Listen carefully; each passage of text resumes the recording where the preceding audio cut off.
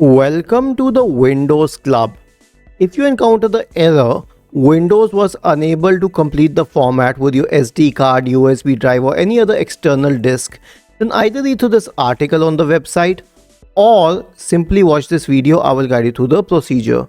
All you need to do is copy the command line mentioned here, then paste it in an open space or notepad or anywhere and change the drive letter of the external hard drive with this F, let's say it's E in my case, and then copy it once again, search for command prompt in the Windows search bar and click on run as administrator in the right pane to open the elevated command prompt window.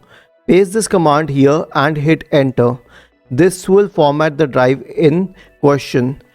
Isn't this easy and interesting? If you have any doubts, please go to the original article on the website, scroll down to the comment section and write your query. We will surely answer to it. Do not forget to subscribe to the channel. Thank you for watching this video and have a nice day.